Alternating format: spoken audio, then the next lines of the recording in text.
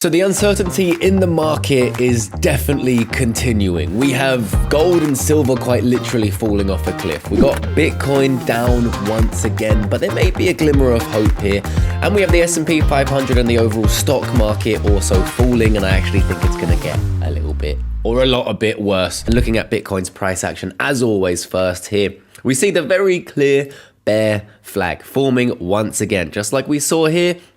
We see it here. So what I'm doing right now is all eyes on about the $65,000 region. Here we can see was previous support, but also our sloping bear flag support as well. And what's important to realize here, guys, is that most likely, right, we're going to come down to retest this region.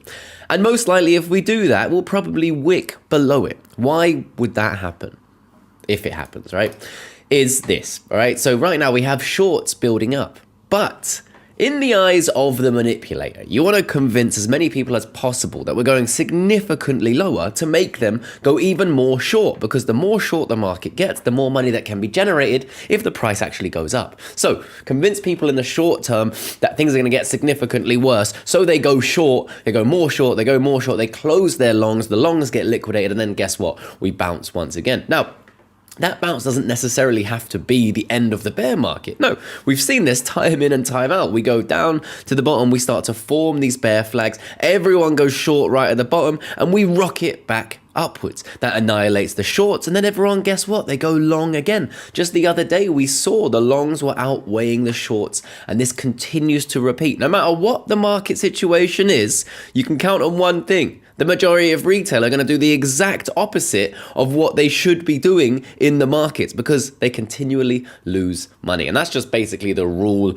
of the game here. So what I want to do, as you know, is do the opposite of what they're doing. And no, this isn't a guaranteed formula to win every time. I do have the trade that I've had open for maybe 2 or 3 weeks now.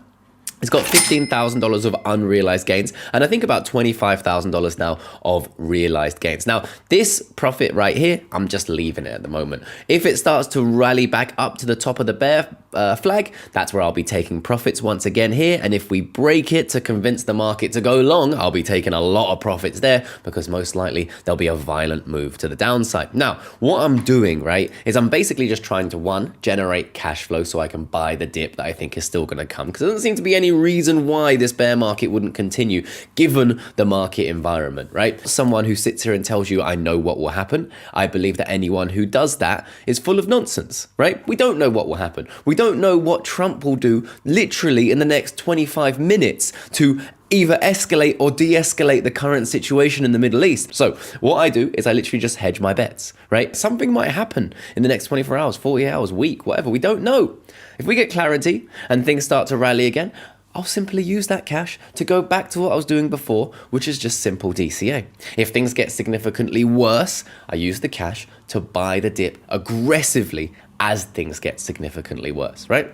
You can come up with your own strategies, is what I like to do in market environments like this. Now, you could argue that this is the end of the current market. This is the end of the 18-year cycle, and things are only going to get significantly worse. Maybe that's the case. So maybe you want to stockpile some cash. But I believe that things will get better in time. It might take a month, 6 months, 1 year, 2 years, 5 years, 10 years. That might happen, right? But that's what we have to prepare for. And that's what we have to deal with if we want to be the person who gets out of, the rat race.